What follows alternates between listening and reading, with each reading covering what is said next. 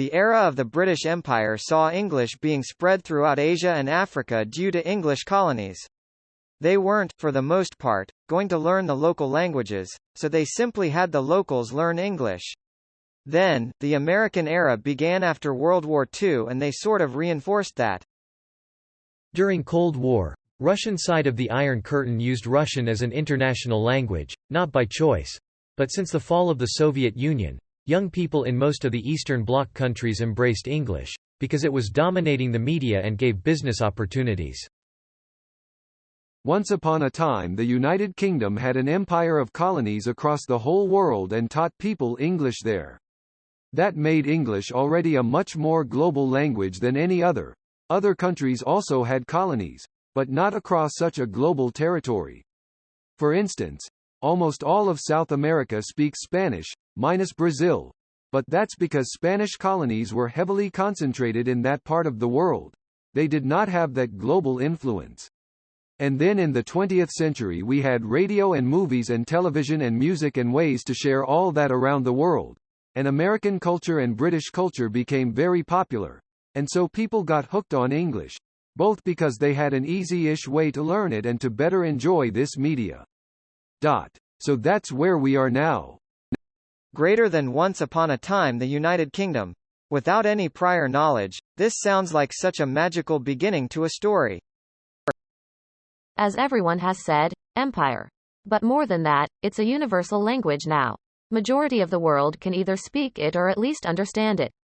I asked a Swede one time and he said that the reason they learn it now is because no one else speaks Swedish.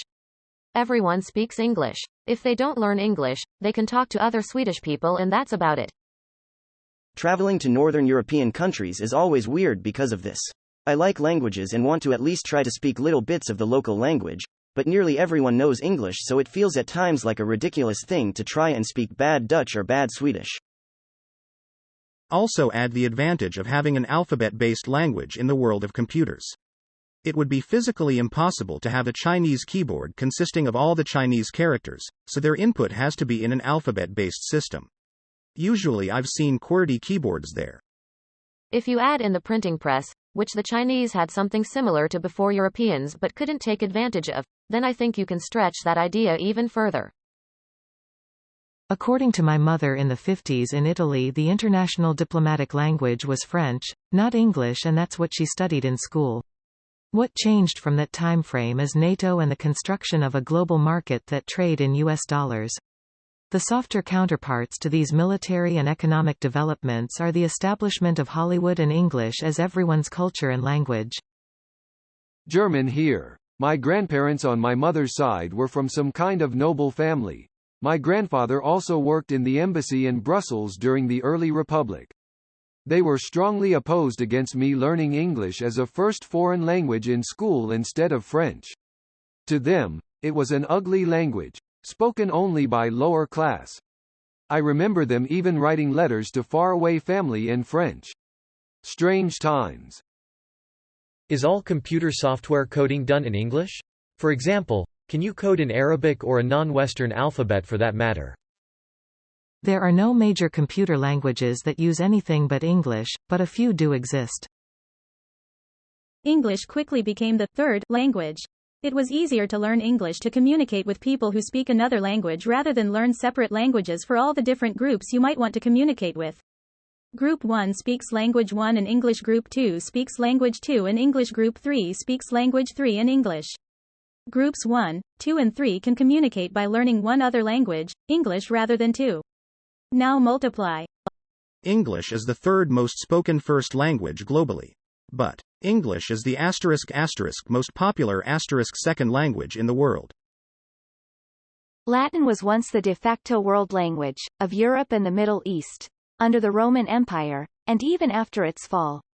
French became the de facto world language of Europe and the Middle East, when France was the most powerful nation in the region. The British Empire was long-lasting and far-reaching. It became less so post-World War II, but the economic and military influence of the USA came in immediately behind. So English is the de facto world language.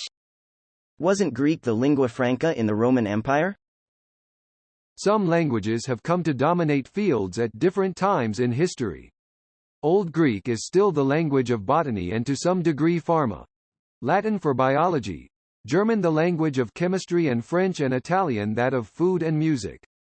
The lingua franca of aviation and computer science is English because of those technologies taking root in an era when English is dominant. German and chemistry is no longer true. But yeah, there were times when every chemist had to learn German, pre-World War II. Knowledge in books only. The historical reasons are significant, but the Internet being based around the United States' technological advancements also means that most of the early content on the Internet was in English.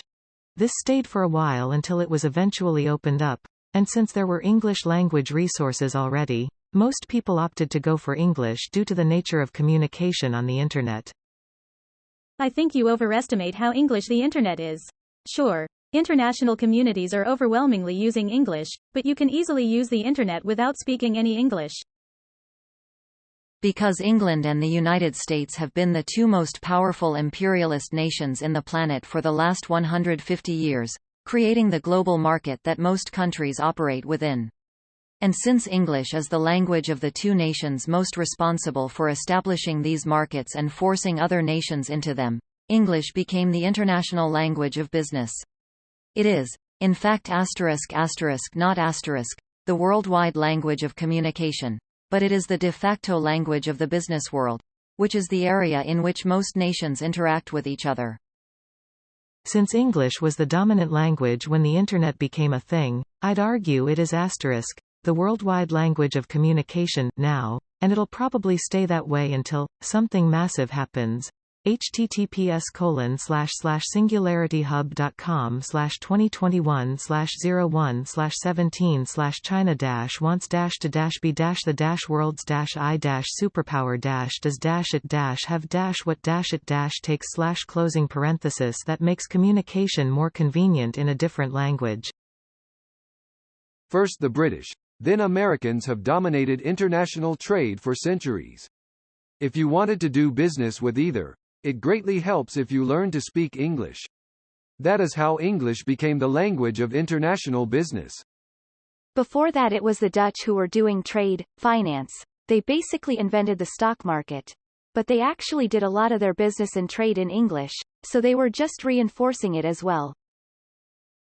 Because of British conquest. Also, American media is consumed more than any other media in the world, which is in English. I've lived across Europe and Asia and saw this to be true. It is now. It's what we call lingua franca. It has been French once, and Latin before that. Great Britain won a cultural victory in the latter half of the 19th century, and the United States did likewise through most of the 20th. Y'all forgot one more thing.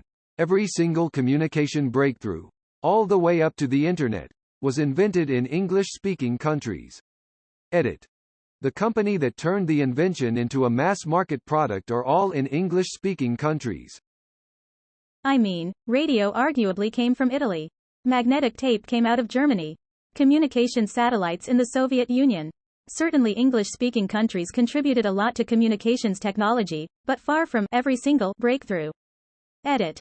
And in response to your edit, that's largely a function of English-speaking countries' business influence, as being the leading maker of radios in Italy does not necessarily make you a global leader in radios, but being the leading maker of radios in the US does.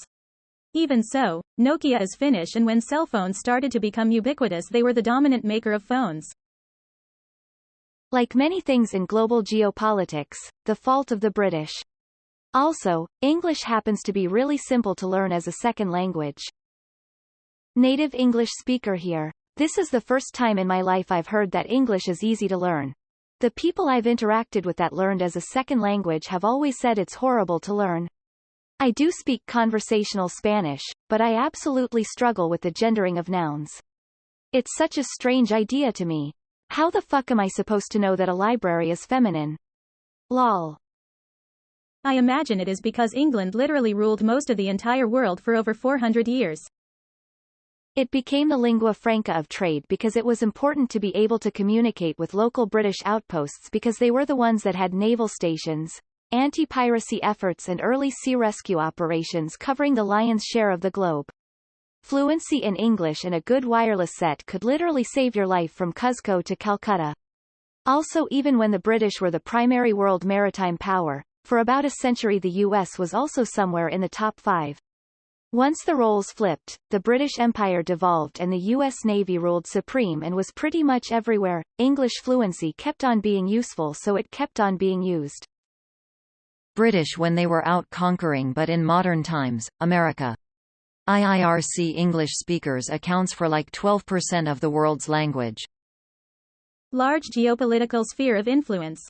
See British Empire. https://en.m.wikipedia.org/wiki/British_Empire